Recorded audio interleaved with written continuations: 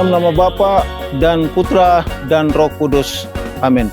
Rahmat Tuhan kita Yesus Kristus, cinta kasih Allah, dan persekutuan Roh Kudus bersamamu dan bersama rohmu. Bapak, Ibu, Saudara-saudari, sahabat Silimo Katolik yang terkasih, kembali kita akan merenung sabda Tuhan yang mengajak kita untuk senantiasa mengandalkan Tuhan dalam seluruh kehidupan kita. Kita persembahkan doa-doa kita untuk saudara-saudari kita, mereka semua yang sedang mengalami kesulitan, tantangan, dan penderitaan dalam hidup mereka, terutama mereka yang sakit.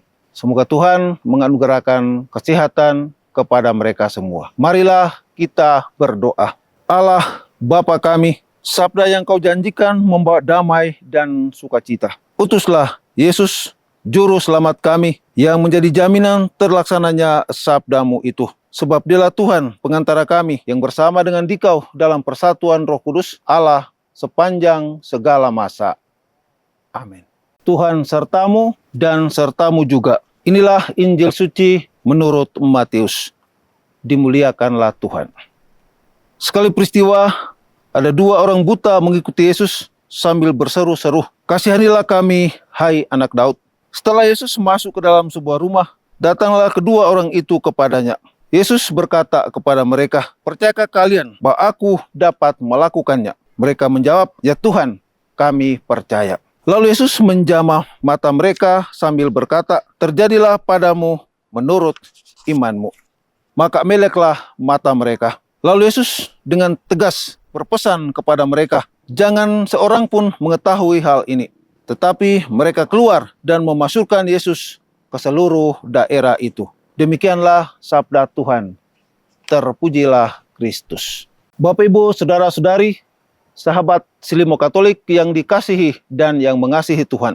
Pada hari ini kita akan merenungkan sabda Tuhan dalam tema iman yang menyembuhkan. Bapak, Ibu, Saudara-saudari, kita semua pasti pernah sakit. Entah sakit berat, entah sakit ringan. Dan jika kita sakit, maka kita akan mempercayakan kesehatan kita kepada dokter atau perawat.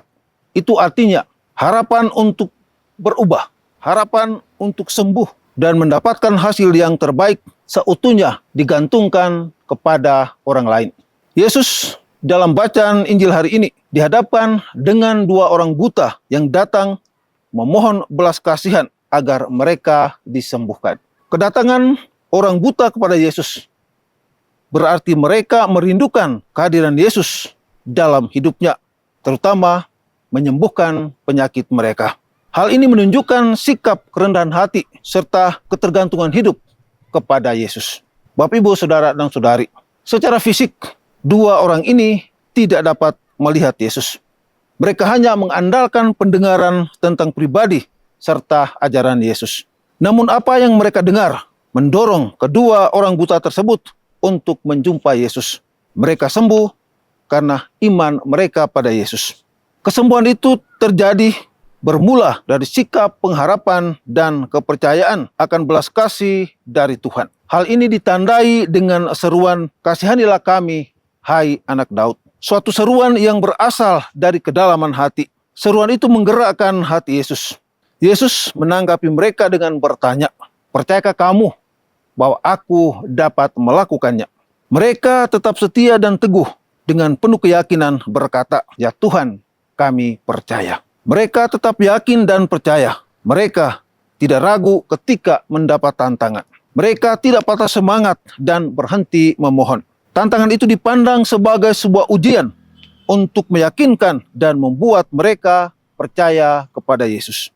Karena kesetiaan dan keteguhan serta kepercayaan mereka, akhirnya Yesus mengabulkan permohonan mereka. Yesus menyatakan, "Jadilah padamu menurut imanmu." Mereka pun dapat melihat kembali. Jadi ketika kita menyampaikan permohonan kepada Tuhan dengan kerendahan hati, disertai pengharapan dan kepercayaan akan belas kasih Tuhan, Ia akan mengabulkan doa permohonan kita, seperti Ia mengabulkan doa kedua orang buta itu. Bapak, Ibu, Saudara-saudari, sahabat Silimo Katolik yang terkasih, Tuhan mengabulkan doa permohonan seseorang menurut iman dan kebutuhan masing-masing. Tuhan berkarya menurut waktunya. Disinilah iman kita diuji. sejauh mana kita percaya pada belas kasih dan kebaikan Tuhan. Untuk itu, tetaplah sabar dan tekun dalam doa. Inilah ujian dari Tuhan bagi kita. Dari situlah perlahan-lahan iman kita semakin diolah dan dibentuk menjadi dewasa dan matang. Iman itulah membuat kita setia dan teguh dalam menghadapi tantangan hidup karena kita ada bersama Tuhan. Tetap percaya apapun jawaban yang diberikan Tuhan. Bapak dan Ibu, saudara-saudari, sahabat Selimo Katolik yang terkasih. Yesus sungguh menghendaki kita semua agar memiliki hati yang terbuka akan kehendak-Nya. Hati yang mampu melihat kehadiran Allah dalam kehidupan kita dan sesama. Hati yang terbuka adalah hati yang berbahagia karena akan melihat Allah. Yesus senantiasa tergerak hatinya untuk datang menjumpai kita dan melegakan serta menyembuhkan kita. Yang penting kita percaya padanya. Ada dua hal yang penting yang harus kita catat terkait dengan beberapa karya mujizat yang dilakukan oleh Yesus. Hal yang pertama adalah suatu mujizat adalah titik temu antara rahmat Tuhan dengan iman yang dimiliki oleh si pemohon. Dan yang kedua adalah karya mujizat dilakukan bukan untuk mencari popularitas, namun untuk menumbuhkan iman para pengikut Yesus.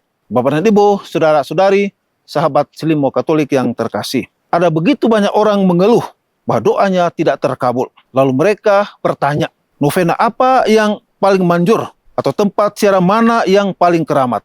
Singkatnya, pengabulan doa menjadi obsesi mereka. Mereka lupa bahwa doa adalah penyatuan dan perjumpaan hati antara manusia dengan Tuhan. Ketika kehendak Tuhan berjumpa dengan permohonan manusia, pada saat itulah pengabulan doa terjadi.